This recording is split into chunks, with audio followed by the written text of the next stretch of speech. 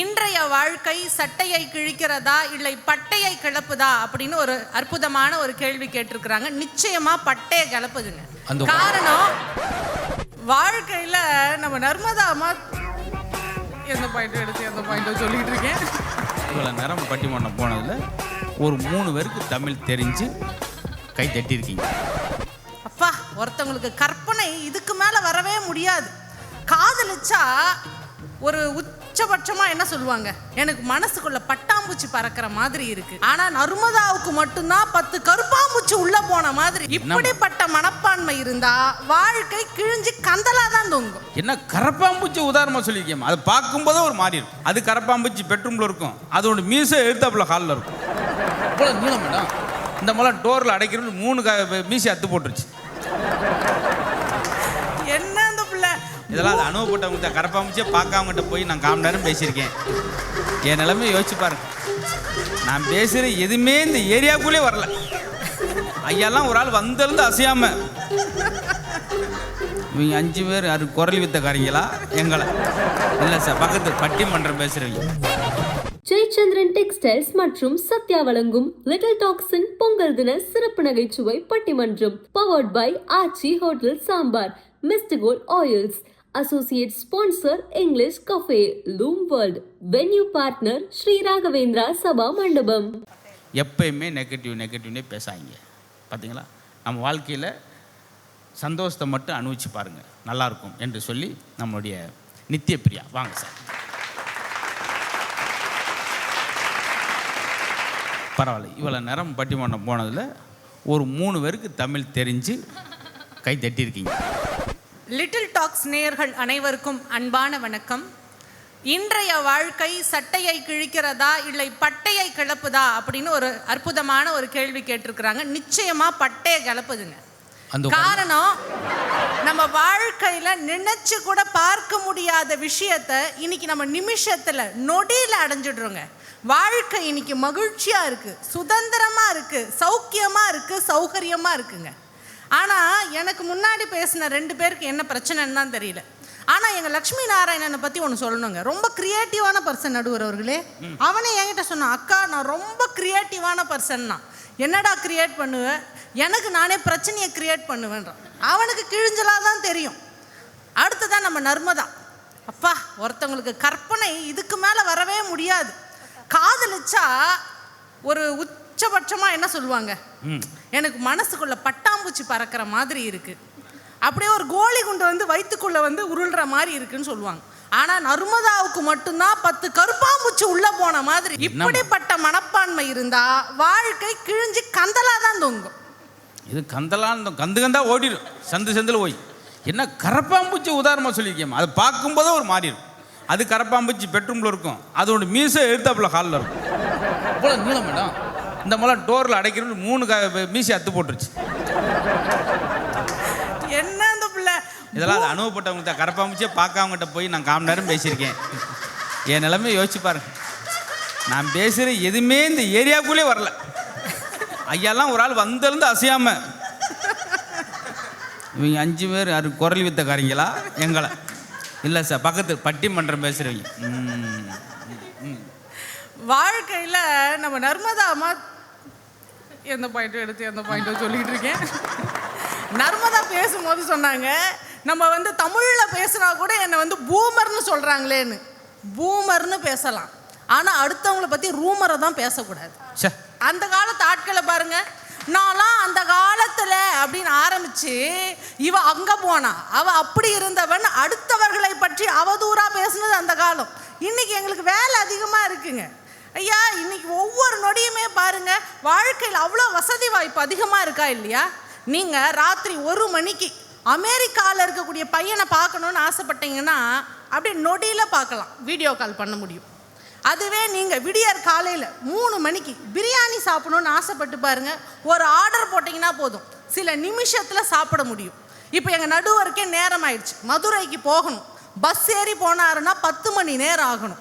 ஆனால் நீங்கள் ஃப்ளைட் ஏறி போய் பாருங்கள், 2 மணி நேரத்தில் போயிடலாம். இப்படி வாழ்க்கையில் நம்மளால் முடியாதுன்னு நினைக்கக்கூடிய விஷயத்த சில மணி நேரத்தில், சில நொடிகளில், சில வினாடியில் நடக்க முடியும்னு சொன்னால் அது இன்னைக்கு வாழ்க்கை பட்டைய கலப்புதான் இல்லையாங்க?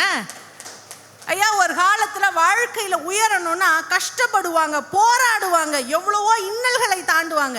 ஆனால் இன்னைக்கு அப்படி இல்லைங்க. ஏங்க அப்படின்ற ஒற்றை வார்த்தையை வச்சுக்கிட்டு கூமாப்பட்டியில் இருக்கக்கூடியவர் இன்னைக்கு பட்டி தொட்டியெல்லாம் பட்டே கிளப்பிட்டு இருக்காருன்னு சொன்னா அது எப்பேற்பட்ட முன்னேற்றம்ங்க. அதனால் அவருடைய வாழ்க்கை மட்டும் முன்னேறிச்சா? இல்லை. அவர் எந்த ஊருக்காக அப்படிலாம் ரீல்ஸை போட்டாரோ அந்த ஊரையே சுற்றுலா தலமாக மாற்றணும்னு 10 கோடி ரூபாய் அரசாங்கம் ஒதுக்கீடு செஞ்சிருக்குன்னு சொன்னா ஒரு தனி மனிதனால் எப்பேற்பட்ட மாற்றத்தையும் கொண்டு வர முடியும்ன்றது பட்டை கிளப்புறதா இல்லையாங்க? பெற்றோர்களுக்கும் பிள்ளைகளுக்குமான உறவு அந்த காலத்தில் எப்படிங்க இருந்தது? எங்கள் அப்பா ஆசிரியராக இருந்தார். சின்ன வயசில் எங்கள் அப்பாவுடைய பைக்கு சத்தம் தெரு ஓரத்தில் கேட்டுச்சுன்னா விளையாடிட்டு இருந்தேன்னா குடுகுடுன்னு ஓடி வந்து படிக்கிற மாதிரி புத்தகத்தை எடுத்து வச்சுப்பேன். காரணம் பயம். அன்றைக்கி இருக்கக்கூடிய பிள்ளைகள் அப்பா கிட்ட பேசுறதுக்கு கூட பயந்தாங்க. ஆனால் இன்னைக்கு என் 2 பசங்களும் எப்படா எங்கள் அப்பா வருவார், நான் அவரோடவே சேர்ந்து விளையாடணும்னு காத்துக்கிட்டு இருக்காங்க பாருங்க.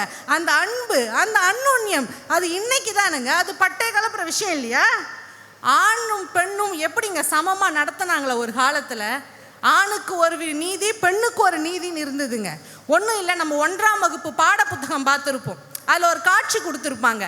அம்மா சமைச்சிட்டு இருப்பாங்க, அப்பா பேப்பர் படிச்சுட்டு இருப்பாரு, தங்கச்சி பூ கட்டிட்டு இருப்பா, பிள்ளை வந்து வெளியில் விளையாடிட்டு இருப்பான். அந்த காட்சி உத்து பார்க்கும்பொழுது நமக்கு தெரிய வர்றது என்னங்க, பெண்கள்னா வேலை செய்யணும், ஆண்கள்னா வீட்டில் வந்து பொழுதுபோக்கு இருக்கலான்னு. ஆனால் இன்னைக்கு நிலைமை தலைகீழாக மாறிடுச்சு. ஆணும் பெண்ணும் நிகரென கொள்வதால் அறிவில் ஓங்கி இவ்வையகம் தழைக்குமாம்னு பாரதியார் கண்ட கனவு நிஜமானது இந்த காலம்ங்க. இதற்கு மிக சிறந்த உதாரணம் இன்னைக்கு செஸ் உலகில் பட்டே கிளப்பிட்டிருக்க பிரக்ஞானந்தாவும் அவருடைய சகோதரி வைஷாலியுங்க. அவருடைய அப்பா ஒரு மாற்றுத்திறனாளி, அவங்க அம்மா வந்து வீட்டிலே இருக்கிறாங்க. ஆனால் எத்தனை தடைகள் இருந்தாலும் தாம் பிள்ளைகளுடைய கனவுல நம்ம துணையாக இருக்கணும்னு ஒரு பெற்றோர்கள் வந்து எனக்கு ஆம்பளை பிள்ளை பொம்பளை பிள்ளைன்றது வெவ்வேறு இல்லை, 2 பேரும் வாழ்க்கையில் சாதிக்கணும்னு உறுதுணையாக இருக்கிறாங்கன்னா இது பட்டை கலப்புற விஷயம் இல்லையாங்க? ஐயா, சமீபத்தில் ஒரு தனியார் தொலைக்காட்சியில் ஒரு விவாத அரங்கம் நடந்ததுங்க. அதில் அந்த பொண்ணு ஒரு ஆதரவற்றோர் இல்லத்திலிருந்து வராங்க. அந்த பொண்ணு பிறந்த சில மாதத்தில் அவங்க அம்மா இறந்துடுறாங்க. கொஞ்சம் வருஷத்தில் அவங்க அப்பாவும் இறந்துடுறாரு. இன்னும் கொஞ்சம் வருஷத்தில் அவங்க தம்பியும் இறந்துடுறாங்க. பிறகு காதலிச்சு திருமணம் பண்ணுறாங்க. அந்த கணவரும் 1.5 மாதத்தில் இறந்துடுறாங்க. ஊர் உலகெல்லாம் சொல்லுது இந்த பொண்ணு வந்து ராசி இல்லாத பொண்ணு, இந்த பொண்ணு வேண்டாம் அப்படின்னும் பொழுது அந்த புகுந்த வீட்டில் இருக்கக்கூடிய மாமியார் சொல்கிறாங்க, இது வரைக்கும் வாழ்க்கையில் அம்மா அப்பா இல்லாமல் நிர்கதியாக இருக்கக்கூடிய பொண்ணு நம்மளை நம்பி வந்திருக்கு, இந்த பொண்ணை நம்ம கைவிடக்கூடாதுன்றதுக்காக அந்த கணவருடைய தம்பியையே மறுமணம் பண்ணி வைக்கிறாங்க. எப்பேற்பட்ட புரட்சி பார்த்தீங்களா? அந்த அம்மாவுக்கு 76 வயசு ஆகுதுங்க. அந்த அம்மா அந்த காலத்து ஆட்கள் தான். அப்போ அந்த காலத்தில் இருக்கவங்க தான் இந்த நல்லதை செய்கிறாங்கன்னு நீங்கள் நினைக்கலாம். ஆனால் அப்படி செய்யக்கூடிய சூழலை கொடுத்தது இந்த காலம்ங்க. ஒருவேளை அந்த காலத்தில் இந்த முடிவை அந்த அம்மா எடுத்திருந்தாங்கன்னா அந்த அம்மாவை ஊரை விட்டு தள்ளி வச்சுருப்பாங்க. ஆனால் இன்னைக்கு ஒரு பெண் இறந்தால் ஆணுக்கு எப்படி மறுமணம் செய்யலாமோ அதே போல் ஒரு ஆண் இல்லை என்றால் ஒரு பெண்ணுக்கு மறுமணம் செய்யலாம். அதில் இருக்கிறது பெண்ணியம் என்ற புரட்சியை இன்றைய சமூகம் கொடுத்துருக்குன்னு சொன்னால் அது எப்பேற்பட்ட விஷயம்ங்க. இறுதியாக நான் இப்படி சொல்லி நிறைவு செய்கிறேன் நடுவர் அவர்களே. ஒரு காலத்தில் வேலை கிடைக்கலன்றதுக்காக எவ்வளோ கஷ்டப்பட்டாங்க. வறுமையின் நிறம் சிகப்புன்னு ஒரு திரைப்படம். அந்த திரைப்படத்தில் கமலஹாசன் தான் படித்த சர்டிஃபிகேட் ஃபைலை வச்சுக்கிட்டு ஆஃபீஸாக ஏறி இறங்குவார். அவர் இறங்கும்பொழுது நமக்கு மூச்சு வாங்குங்க. கடைசியில் படித்த படிப்பு ஒன்றுமே பிரயோஜனம் ஆகாமல் ஒரு பார்பர் ஷாப்பில் சவரம் பண்ணுற வேலைக்கு போவார். அங்கே போய் சவரம் பண்ணும் போது உட்காரவர் பேசும்பொழுது கேட்பார், நீ என்ன படிச்சிருக்க? நான் MA ஃபிலாசபி படிச்சிருக்கேன். ஐயோ, உங்கள்கிட்ட சவரெல்லாம் பண்ணிக்க மாட்டேன், நீ படித்ததெல்லாம் என் முகத்தில் கிழிச்சிருவேன்னு அவரும் ஓடிடுவார். கடைசியில் படித்ததுக்கும் வேலை கிடைக்காம கிடைச்ச வேலையும் பண்ண முடியாமல் வாழ்க்கையில் பசி பஞ்சம் பட்டினின்னு வறுமையினுடைய உச்சத்தை காட்சிப்படுத்தி இருப்பாங்க. ஆனால் இன்னைக்கு நிலைமை யோசிச்சு பாருங்க. நீங்கள் எந்த படிப்பு படிச்சிருந்தாலும் சரி, எந்த துறையிலையும் வேலை செய்யலாம்ன்றதுக்கு உதாரணமே இந்த பட்டிமன்ற மேடைகள் தாங்க.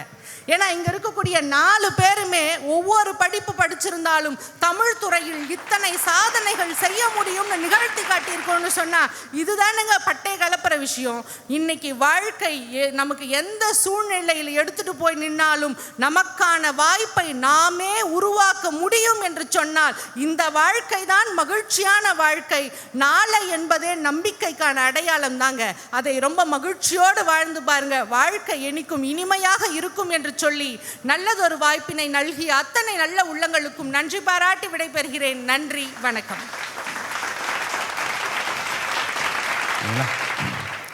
4 பேரும் மின்னல் வேகத்தில் கொடுக்கப்பட்ட நேரத்தை இப்படி ஒரு பட்டிமன்றத்தை நீங்கள் பார்த்துருக்கீங்களா சார்?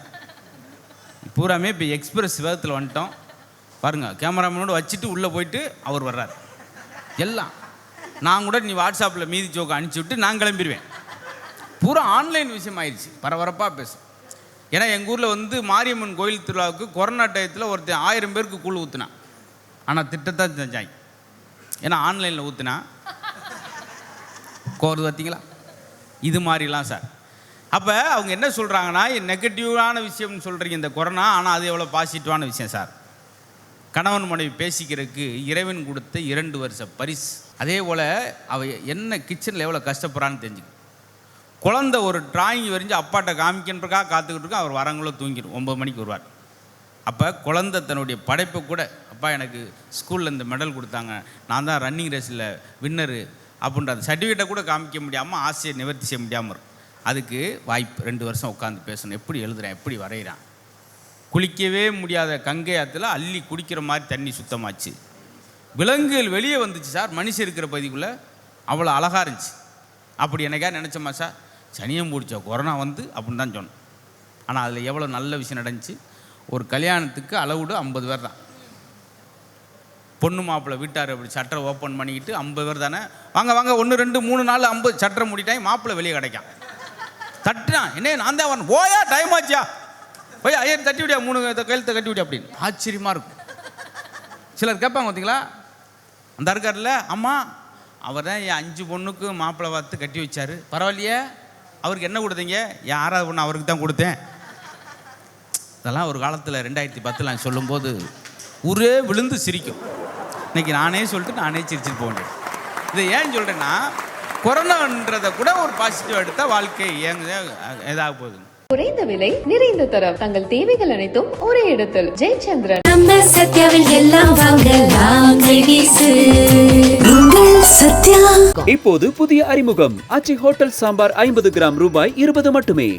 நீங்க எதை கொடுத்தாலும் வாங்குவாங்க அண்ணாச்சி.